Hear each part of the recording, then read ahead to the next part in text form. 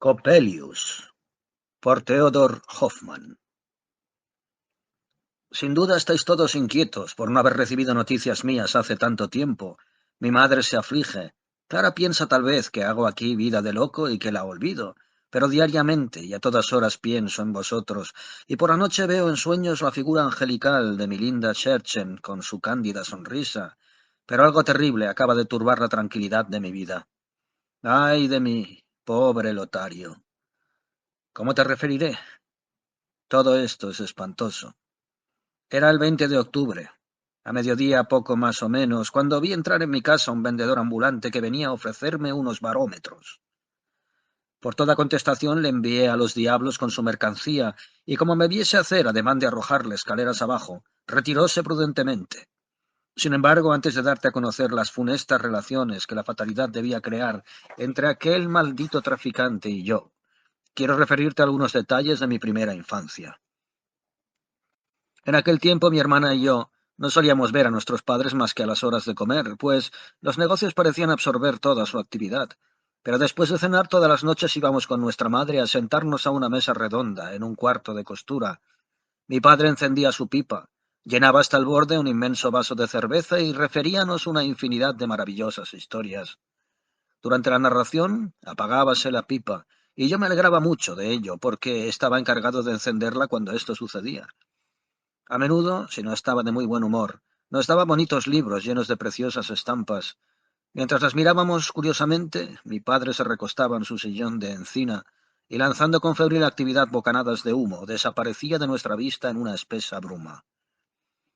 Aquellas noches mi madre estaba triste, y cuando el reloj daba las 9 decíanos: «Vamos, ya es hora de acostarse. Id a dormir pronto, porque viene el hombre de la arena».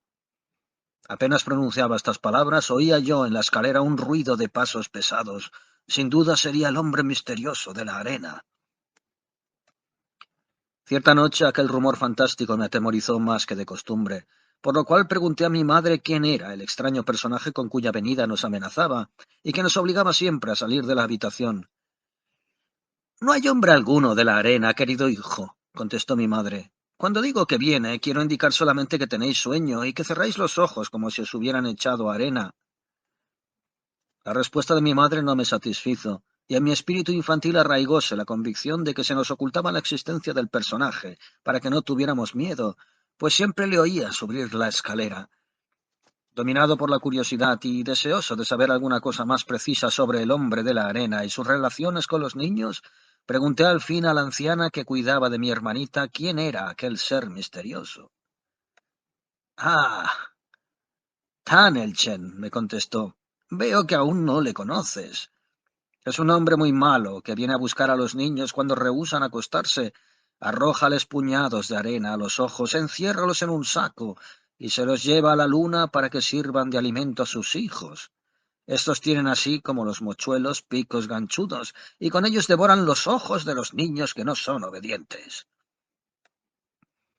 Desde que oí esto, la imagen del hombre cruel de la arena se fijó en mi mente bajo un aspecto horrible, y apenas oía por la noche el ruido que hacía al subir, estremecíame de espanto. «El hombre de la arena. Estremecíame. El hombre de la arena», exclamaba yo, corriendo a refugiarme en la alcoba, y durante toda la noche atormentábame la terrible aparición. Yo comprendía muy bien que el cuento de la anciana sobre el hombre de la arena y sus hijos en la luna podía no ser verdad, pero el tal personaje seguía siendo para mí un fantasma terrible, y me espantaba cuando le oía subir la escalera, abrir bruscamente la puerta del gabinete de mi padre y cerrarla después. Algunas veces pasaban algunos días sin que viniera, pero luego sucedíanse sus visitas sin la menor interrupción. Esto duró algunos años y no pude acostumbrarme a la idea del odioso espectro, cuyas relaciones con mi padre me preocupaban cada vez más. El hombre de la arena me conducía a la esfera de lo maravilloso, de lo fantástico, idea que tan fácilmente germina en el cerebro de los niños. Nada me agradaba tanto como oír o leer cuentos de espíritus, de hechiceros y de duendes, pero a todo esto anteponíase el hombre de la arena, cuya imagen dibujaba yo con yeso o carbón en las mesas, en los armarios y, y en las paredes, representándole bajo las figuras más extrañas y horribles. Cuando llegué a los 10 años, mi madre me retiró de la habitación de los niños e instalóme en un cuartito que comunicaba con un corredor cerca del gabinete de mi padre. Se nos había dado orden de acostarnos cuando, al dar las 9, oyésemos los pasos del desconocido. Desde mi habitación le oía entrar en la de mi padre y poco después parecíame que se percibía un olor extraño. Con la curiosidad se despertó en mí el valor suficiente para trabar conocimiento con el hombre de la arena. Muchas veces deslizábame con la mayor ligereza desde mi cuarto al corredor cuando mi madre se había alejado, pero sin descubrir nada, pues el hombre misterioso había entrado siempre cuando yo llegaba al sitio donde hubiera podido verle al paso. Cediendo al fin a un impulso irresistible, resolví esconderme en la habitación misma de mi padre y esperar la llegada del hombre de la arena. Cierto día, por el silencio de aquel y la tristeza de mi madre, presentí que el hombre misterioso vendría, y bajo el pretexto de un gran cansancio salí del cuarto un poco antes de las 9 y ocultéme en un rincón. Poco después, la puerta de la casa se abrió rechinando y se cerró. Un paso pesado, lento y sonoro resonó en el vestíbulo, dirigiéndose hacia la escalera. Mi madre pasó rápidamente junto a mí con mi hermana, y entonces abrí suavemente la puerta del gabinete de mi padre. Estaba sentado como de costumbre, silencioso e inmóvil, de espaldas a la puerta, y no me vio. Un momento después, hallábame oculto en un armario destinado a colgar la ropa que solo se cubría con una cortinilla. Mi corazón palpitaba de temor. La campanilla resuena con estrépito. La puerta se abre bruscamente y no sin hacer un esfuerzo, atrévome a entreabrir la cortina con precaución. El hombre de la arena está delante de mi padre y la luz de los candeleros se proyectan en su rostro. Aquel ser temible que tanto me espantaba es el viejo abogado Coppelius, que come algunas veces en casa, pero la figura más abominable no me hubiera causado tanto horror como la suya. Figuraos un hombre alto, ancho de espaldas, con una cabeza disforme, rostro apergaminado y amarillento, cejas grises muy pobladas, bajo las cuales brillan dos ojos de gato y nariz larga que se encorva sobre el labio superior. La boca, algo torcida, se contrae a menudo por una sonrisa irónica. Dos manchas de color rojizo coloran entonces los pómulos y a través de los dientes apretados escápase una especie de silbido. Coppelius vestía siempre levita de color gris cortada a la antigua, chaleco y calzón por el mismo estilo, medias negras y zapato con hebilla.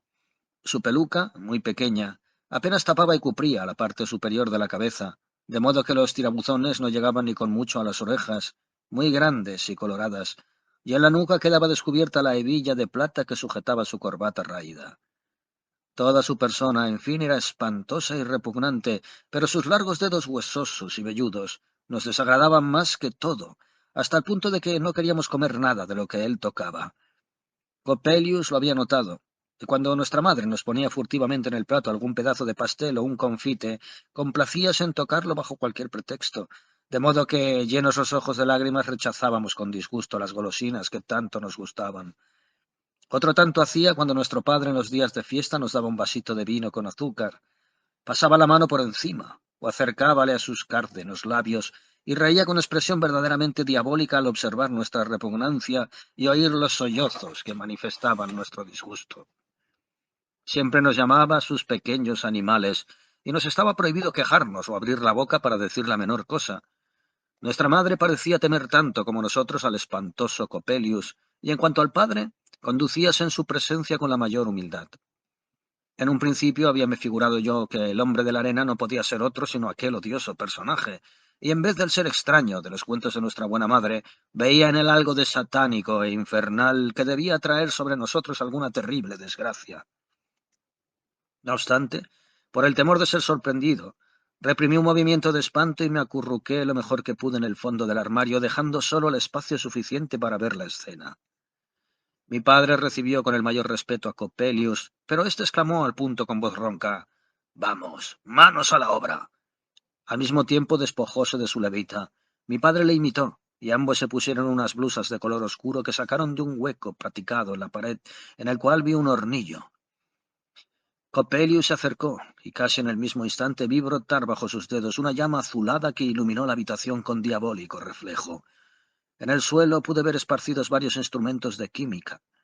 Cuando mi padre se inclinó sobre el crisol en fusión, su semblante adquirió de pronto una expresión extraña. Sus facciones crispadas por un dolor íntimo tenían algo de la odiosa fisonomía de Coppelius. Este último sondeaba con unas pinzas la materia en fusión, sacaba unos lingotes de metal brillante y batíalos sobre un yunque. A cada momento figurábame que veía saltar cabezas humanas, pero sin ojos. Ojos, ojos, murmuraba Coppelius con voz ronca. No pude oír más. Mi emoción era tan fuerte que, perdiendo casi el conocimiento, caí en tierra. Al ruido que hice, mi padre se estremeció. Coppelius, precipitándose sobre mí, levantóme del suelo rechinando los dientes y me suspendió sobre la llama del crisol que ya comenzaba a quemarme el cabello. ¡Ah! Gritó. He aquí los ojos, y ojos de niño. Al decir esto, sacó del hornillo carbones encendidos y quiso ponerlos sobre mis párpados. Mi padre se esforzaba para contenerle, exclamando: Maestro, maestro, respeta a mi Nathaniel. Bien, dijo Coppelius, sea como quieres, mas por lo menos quiero estudiar los nervios de sus pies y de sus manos. Así diciendo, hizo crujir de tal modo las coyunturas de mis miembros que me parecía estar ya todo dislocado. Después todo quedó oscuro y silencioso, y no sentí ya nada. Al recobrarme de aquel segundo desvanecimiento, el suave hálito de mi madre comunicaba calor a mis labios helados, y preguntéla, balbuciente: ¿Está aquí todavía el hombre de la arena? No, ángel mío, contestóme, ha marchado y ya no te hará daño nunca. No le temas, porque desde ahora no te separarás de mí. Y la buena y excelente mujer me estrechaba contra su seno con un estremecimiento de ternura mezclado de espanto. ¿Te explicas tú, Lotario, el secreto de esta aventura? Una fiebre ardiente se apoderó de mí y estuve cerca de 6 semanas luchando con la vida y la muerte. En mis accesos de delirio creía ver siempre al hombre de la arena en la figura de Coppelius, mas no es esto lo más terrible de mi historia. Escucha más aún. Hacía un año que no veníamos ya. No veíamos a Coppelius, y algunos suponían que se hallaba ausente de la ciudad. Mi padre había recobrado poco a poco su alegría, volviendo a sus antiguas costumbres y dándonos pruebas de ternura paternal. Pero cierta noche, al dar las 9 en la vecina torre, oímos la puerta rechinar sobre sus enmohecidos goznes, y en la escalera resonaron pesados pasos que producían un ruido semejante al del martillo cuando choca contra el yunque. —¡Es Coppelius! —exclamó mi madre, palideciendo. —Sí, Coppelius —murmuró mi padre con cierta agitación—, pero es la última vez que debemos verle, yo os lo prometo. Mujer, acuesta a los niños y buenas noches. Mi madre me condujo a la cama y me acosté. Mas apenas estuve sin luz, parecióme que me sofocaba y siniestras visiones me saltaban por todas partes. Hacía ya largo tiempo que me hallaba en aquel estado de angustia y alucinación, cuando al dar las 12 de la noche oyóse un ruido semejante al que produciría la detonación de un arma de fuego y que hizo retemblar las puertas y vidrieras. Alguien pasó corriendo por delante de mi cuarto y después cerróse con estrépito la puerta de la calle. Saltó del techo y me precipitó en el corredor. En la habitación de mi padre resuenan gritos desgarradores y veo salir de ellas una nube de humor negro e infecto. La criada grita: ¡Mi amo! ¡Pobre amo mío! Delante de la chimenea se halla tendido el cadáver de mi padre, ennegrecido y mutilado de una manera espantosa. Mi madre y mi hermana, inclinadas sobre él, profieren gritos desgarradores. —¡Coppelius! ¡Coppelius! —exclamé yo—, has muerto a mi padre, y caí al suelo privado de sentido.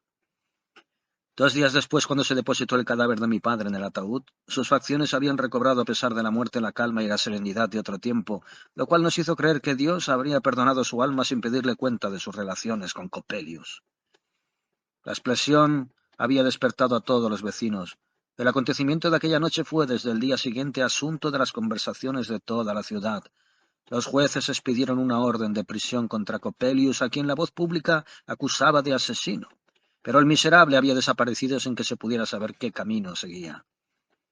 Y ahora, querido Lotario, cuando sepas que el vendedor de barómetros que me visitó no era otro sino ese maldito Coppelius, sin duda no dirás que me tormento el espíritu para buscar en los incidentes más comunes presagios de desgracia. He reconocido bien las facciones, la estatura y la voz de Coppelius.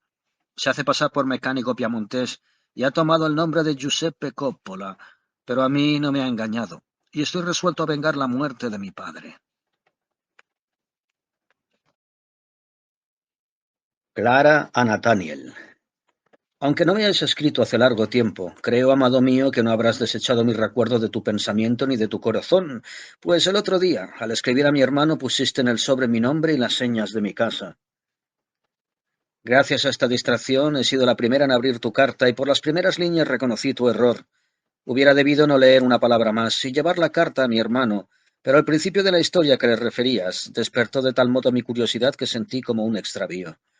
Ese Coppelius es un personaje espantoso, y yo ignoraba hasta ahora el terrible accidente que te privó de tu querido padre.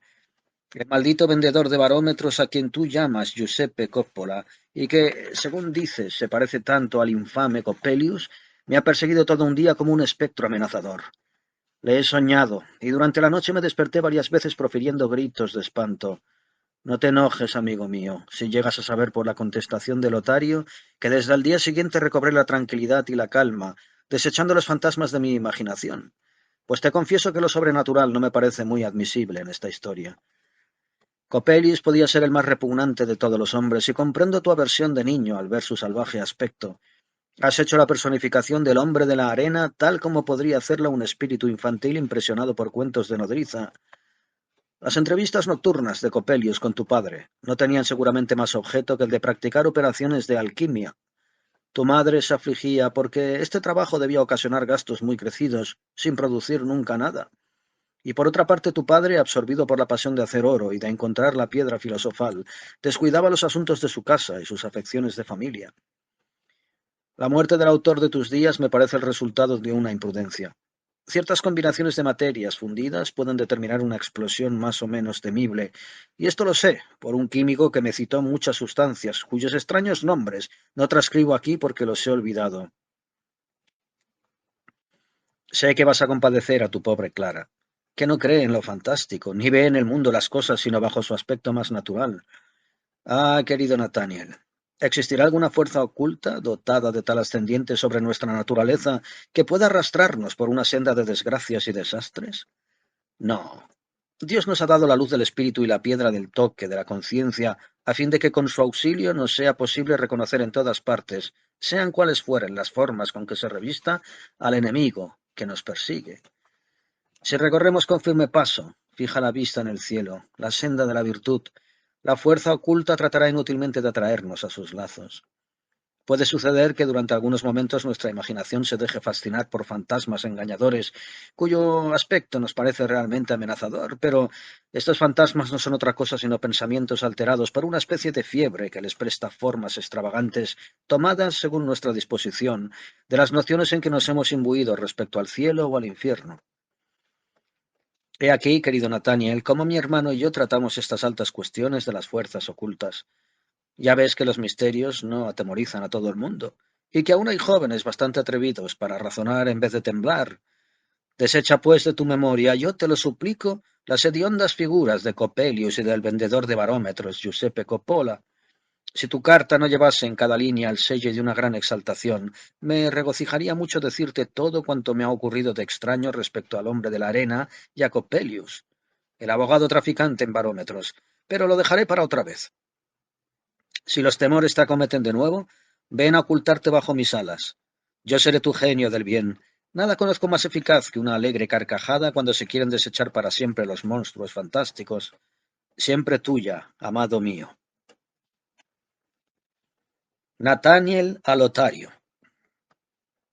Me ha contrariado mucho, querido amigo, que gracias a mi necia distracción Clara haya leído la carta que te escribí.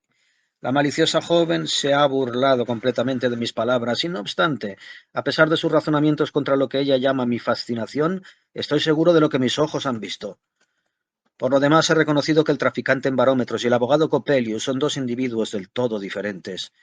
Ahora tomo lecciones de un célebre físico llamado Spallanzani, de origen italiano, y este hombre conoce hace largo tiempo a Giuseppe Coppola, que tiene el acento piamontés, mientras que Coppelius era alemán, bien alemán. Y ahora, por más que tu hermana y tú creáis que tengo la cabeza hueca, os diré que no puedo borrar de mi mente la impresión de la fatal semejanza que me llamó la atención en un principio. Spallanzani es un personaje bastante extraordinario. Figúrate un hombrecillo como una bola, con los pómulos muy salientes, la nariz afilada como la hoja de un cuchillo, los labios mal contorneados y los ojos brillantes como carbunclos. Últimamente fui a su casa para presenciar algunos experimentos. Al pasar por el vestíbulo observo que la cortinilla verde de una puerta vidriera no está corrida como de costumbre. Me acerco maquinalmente y veo una mujer hermosísima sentada en medio de la habitación, con los brazos apoyados en una mesita. Como está de cara a mí, mis ojos se encuentran con los suyos. Yo observo poseído de asombro, a la vez que de temor, que sus pupilas carecen de mirada. Hubiérase dicho que aquella mujer dormía con los ojos abiertos. Oprimido el corazón y ardiente la cabeza, deslízome en la sala, donde un numeroso auditorio esperaba las lecciones del profesor. Alguno me dijo que la mujer misteriosa era Olimpia, hija de Spallanzani, quien la tiene secuestrada en su casa. Tal vez esta linda joven sea idiota, o quizás Spallanzani tenga otro motivo muy legítimo para obrar así. Yo lo averiguaré. No quiero cansarte más con mis rarezas, pues muy pronto hablaremos de viva voz y más despacio. De aquí a 15 días, a más tardar, estaré a tu lado, amigo mío, y cerca de Clara, y mi pobre imaginación se calmará bajo la dulce influencia de su mirada amorosa. Adiós.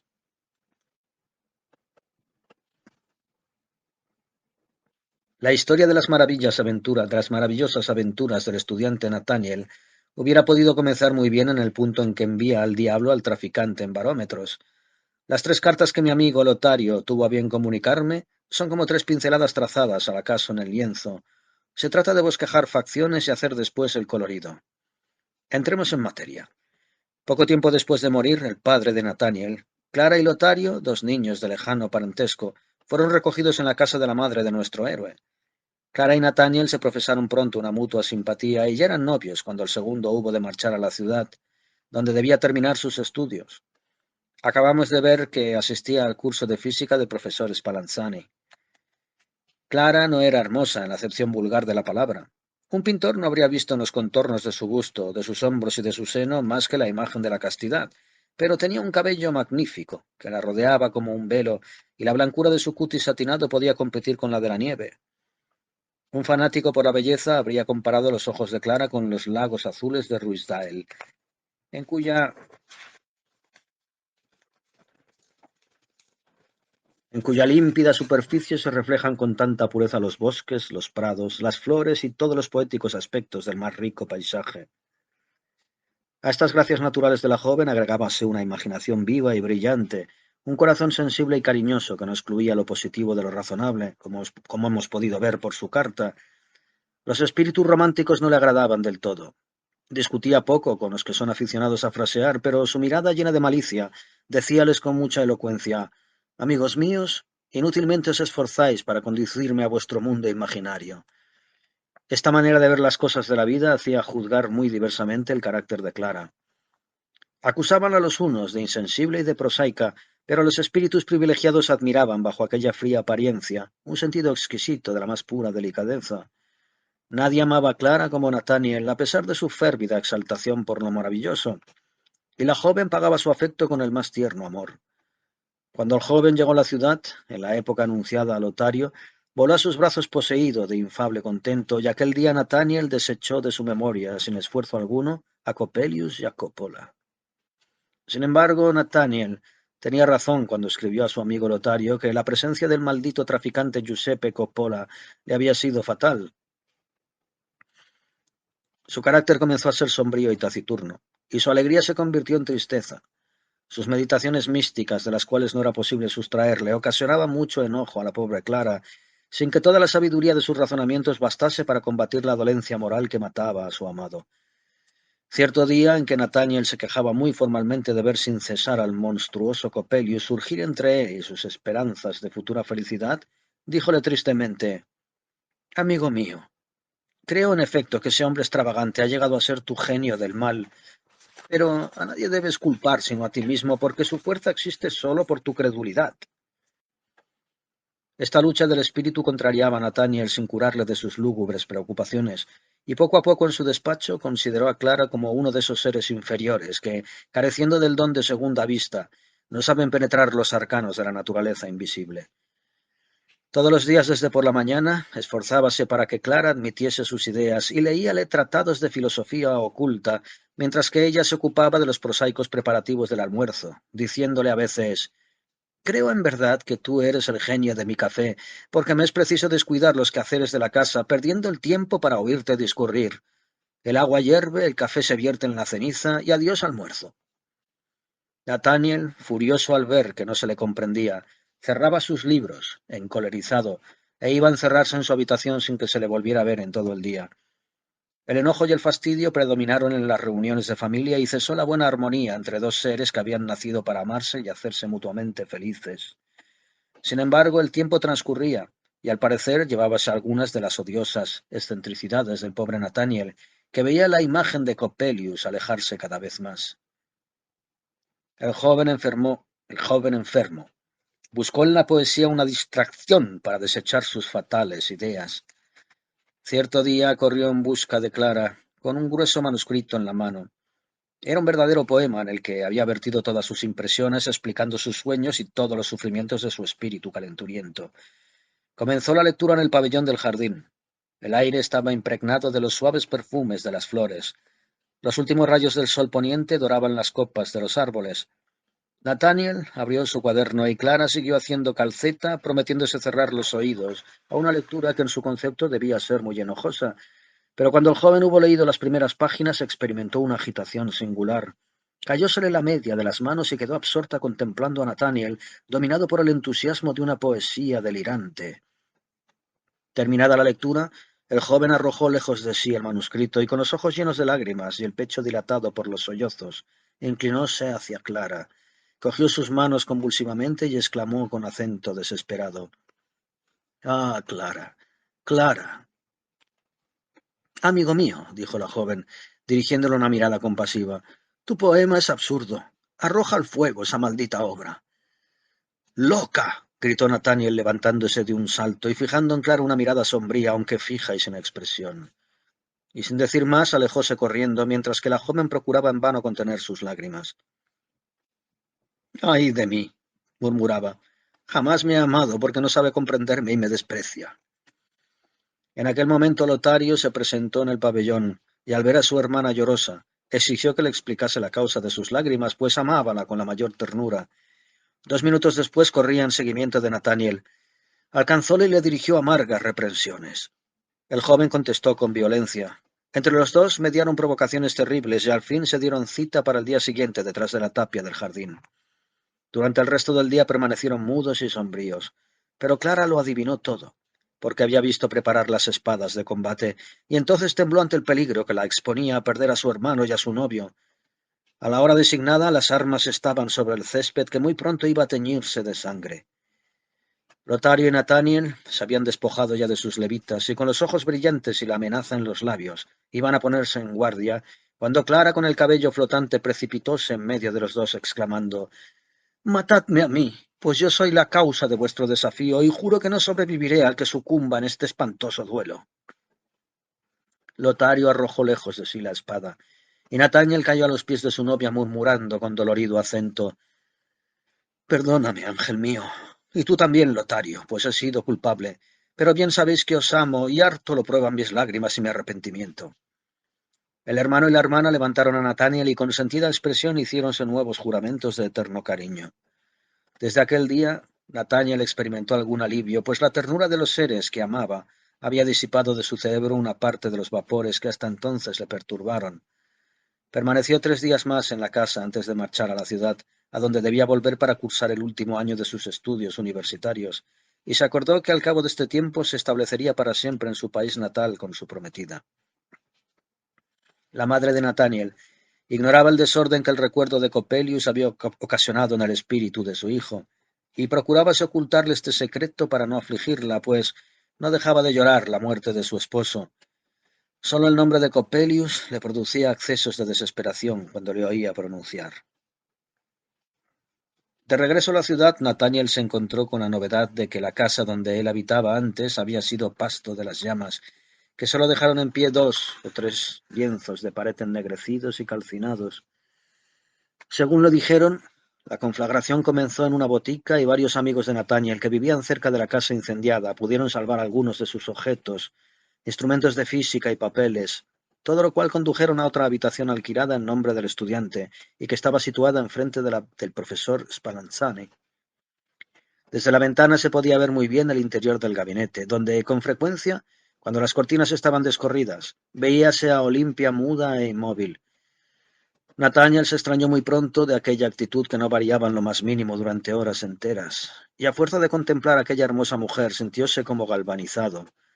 No obstante, su amor a Clara le llenaba el corazón, preservándole de las seducciones de la austera Olimpia, y por eso el joven dirigía solo de tarde en tarde algunas miradas casi distraídas a la estancia habitada por aquella hermosa estatua. Cierto día, en ocasión de estar escribiendo una larga carta a su novia, vio aparecer de pronto la desagradable figura de Coppola. Un estremecimiento nervioso le agitó al punto, pero recordando los argumentos de Clara y las noticias que le diera el profesor Spallanzani sobre aquel individuo, avergonzóse casi de su primer movimiento de espanto y dijo con toda la tranquilidad que le fue posible al inoportuno visitante: «No necesito barómetros, id a venderlos a 1000 diablos».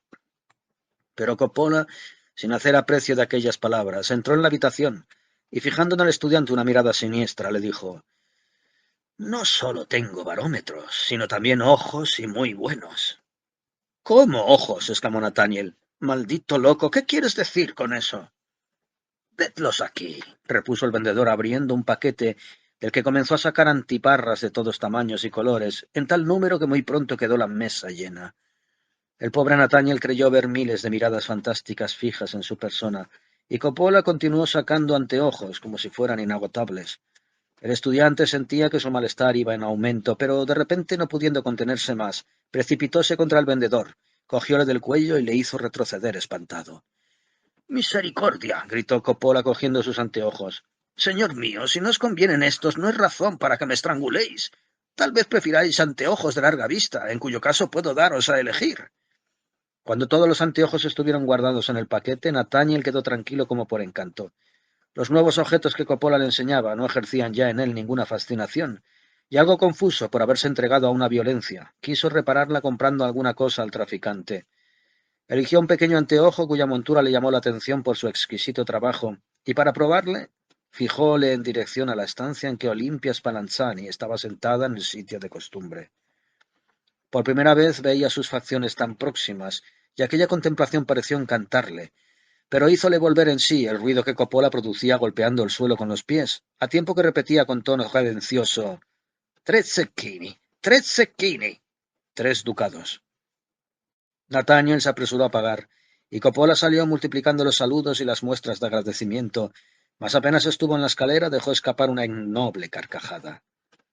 «Ese ladrón», se dijo Nathaniel, «me ha hecho pagar el anteojo 10 veces más de lo que vale, y sin duda se ríe del engaño». El joven arrojó a un lado el instrumento para terminar su carta a Clara, mas apenas hubo cogido la pluma, la imagen de Olimpia le distrajo repetidas veces, tanto que al fin se levantó para ir a observar la ventana de la habitación. Esto le sumió en una especie de éxtasis, hasta que su compañero Segismundo fue a buscarle para asistir a la clase del profesor Spallanzani.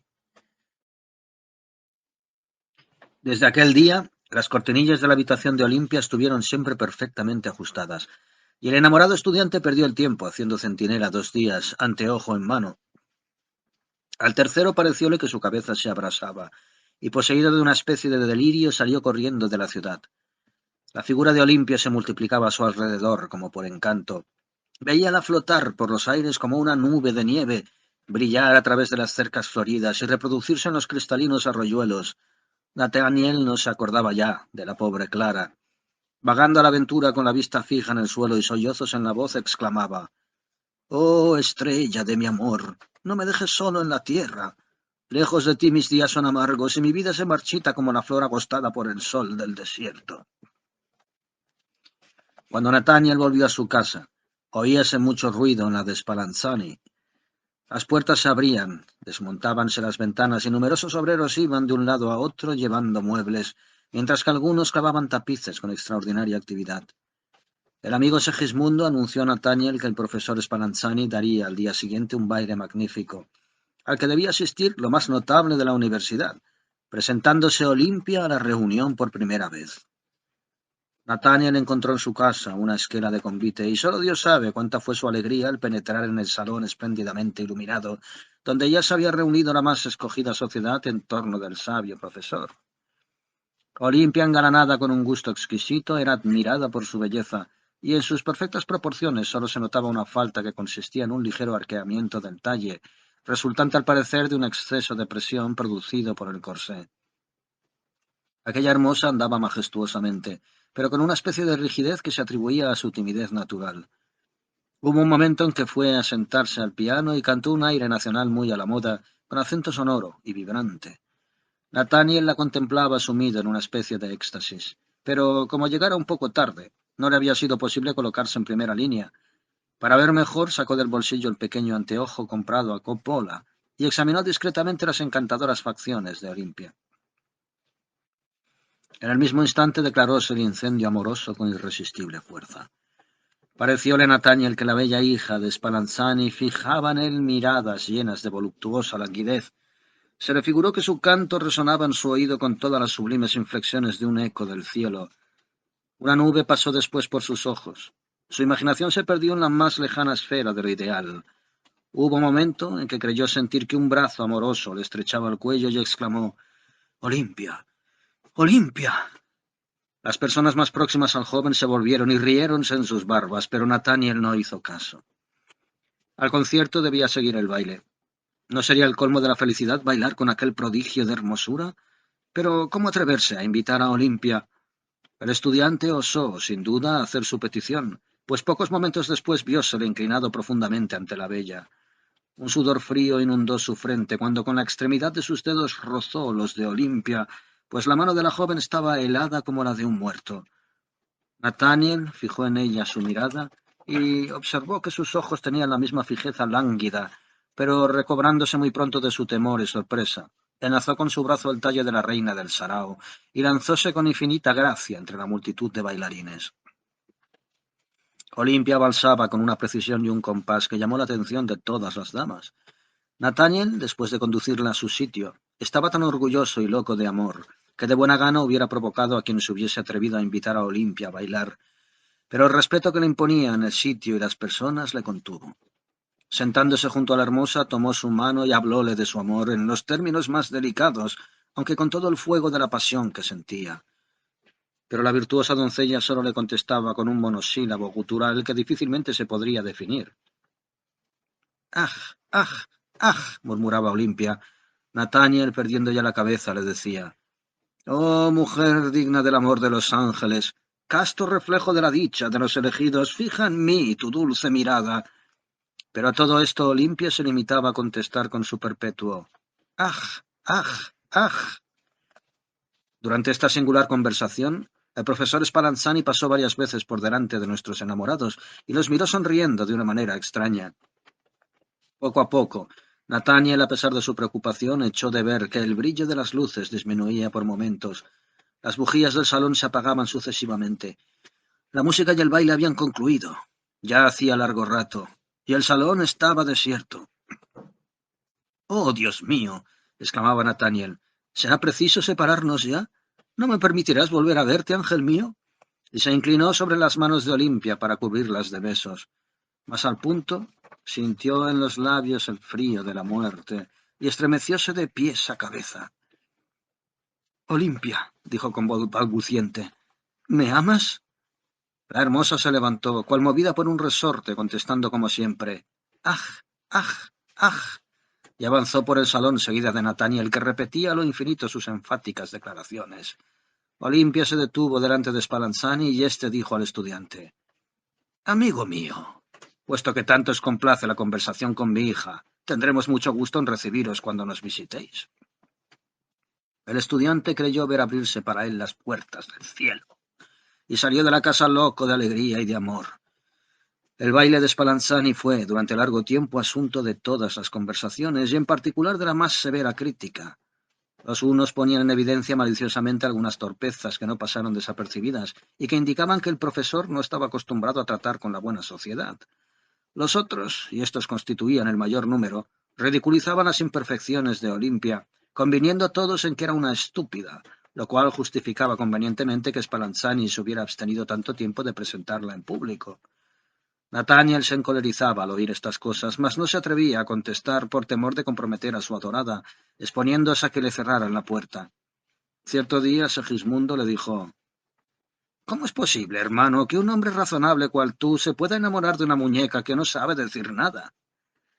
Nathaniel contestó con aparente tranquilidad: ¿Cómo es posible que un joven con tan buenos ojos como los tuyos no haya comprendido los encantos y tesoros visibles ocultos en la persona de Olimpia? Mejor es, hermano, que no hayas visto todo eso, porque amarías a esa joven con una exaltación semejante a la mía, y yo conozco que no podría vivir junto a un rival, aunque fuera mi mejor amigo.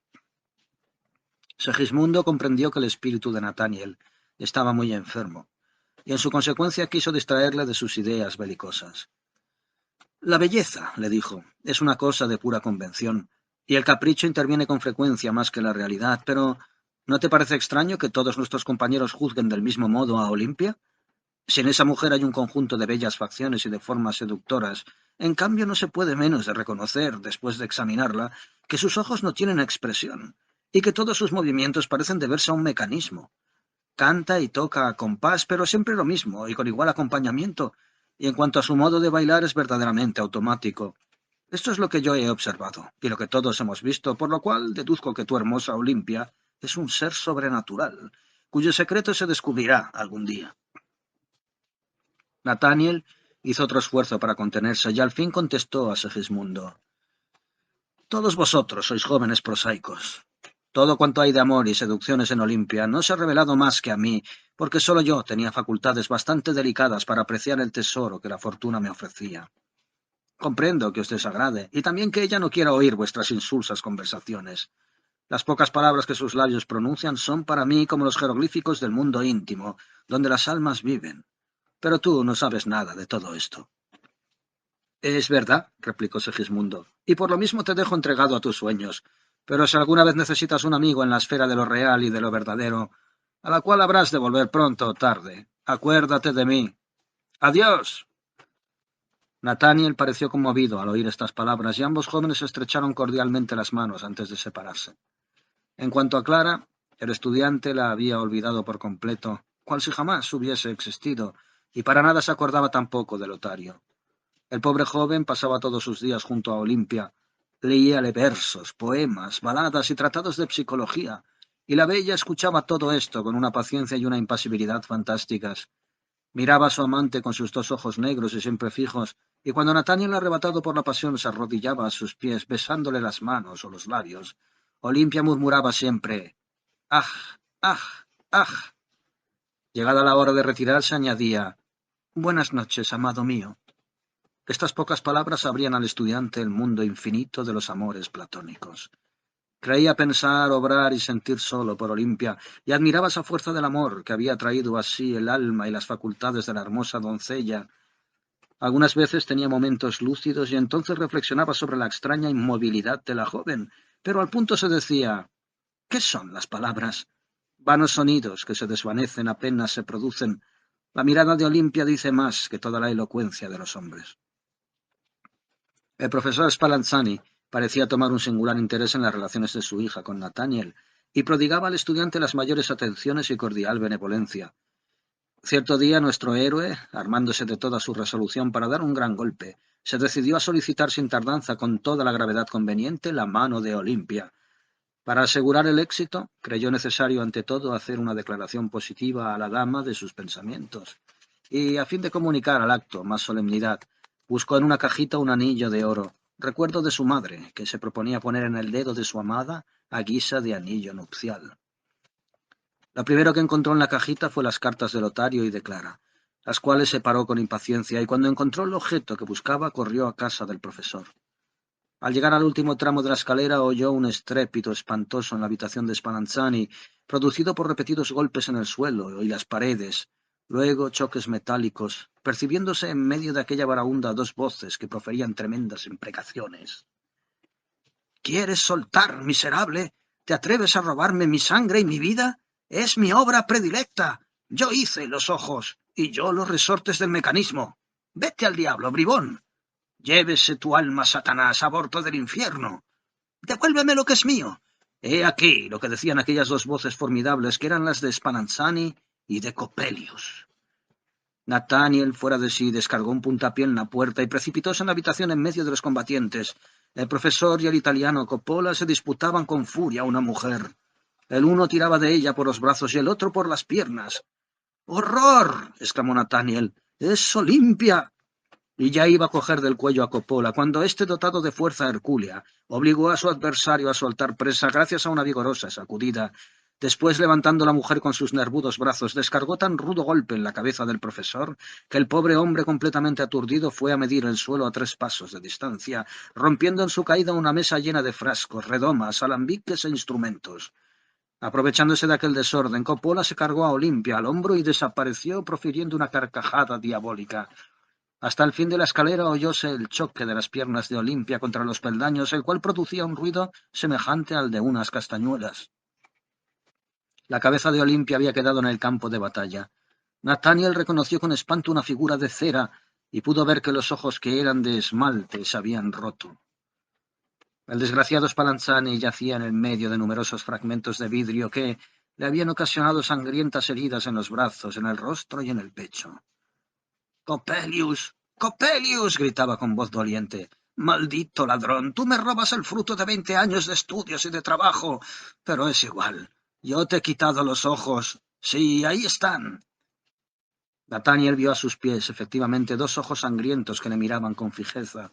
Spallanzani los recogió y arrojóselos al estudiante, tocándole con ellos en el pecho. Apenas sintió su contacto, Nathaniel, poseído de un acceso de locura, comenzó a gritar, diciendo las cosas más incoherentes y precipitándose después contra el profesor. Hubiérale estrangulado si los vecinos, llegando en aquel instante, no se hubieran apoderado de su persona. Fue preciso agarrotarle fuertemente para evitar una desgracia, y acto continuo condújosele al hospital de locos. Su amigo Segismundo le siguió llorando. El célebre profesor Spallanzani se restableció al poco tiempo, pues ninguna de sus heridas presentaba la menor gravedad, mas apenas se halló en estado de resistir la traslación a otro punto. Fuele preciso abandonar la ciudad, pues todos los estudiantes que tenían conocimiento de la burla de que Nathaniel acababa de ser víctima, habían jurado vengarse terriblemente del mecánico italiano por haber abusado, sirviéndose de un maniquí, de la confianza de personas tan recomendables como los estudiantes de la ciudad y sus familias.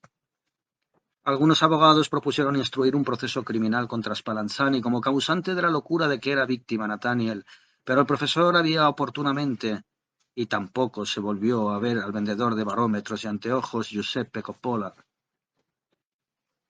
Cuando Nathaniel recobró la razón a fuerza de cuidados, pareció que despertaba de una larga pesadilla. Hallóse en la casa paterna junto a su madre, la buena Clara y Lotario, que lloraban junto a su lecho. Apenas abrió los ojos, su prometida fue la primera que le habló. —Ya estás salvado, querido Nathaniel —le dijo—, y gracias a nosotros no serás víctima de una cruel enfermedad. —Clara, Clara —murmuró el joven, paseando sobre todos los objetos una mirada de asombro, cual si quisiera evocar sus recuerdos. Segismundo, que no había querido abandonar a su amigo enfermo, entró en la habitación y le estrechó la mano. Algunos días de dulce convalecencia completaron la curación del estudiante, y cuando estuvo del todo restablecido, anunciáronle que un anciano tío, que durante su vida pareció siempre muy pobre, porque era muy avaro, acababa de morir, dejando a sus herederos una casa cerca de la ciudad con un arca bastante repleta. Toda la familia se proponía ir a vivir allí tranquilamente. Fijóse el día de la traslación y antes de marchar se acordó hacer las compras necesarias para no volver a la ciudad en mucho tiempo. —Nathaniel —dijo Clara a su prometido—, ¿quieres que subamos al campanario para contemplar una vez más las montañas y los lejanos bosques? Al joven le pareció buena la idea, y subieron solos, pues la anciana madre había vuelto a su casa, y Lotario, no queriendo cansarse en subir una escalera de 300 peldaños, prefirió esperar al pie de la torre.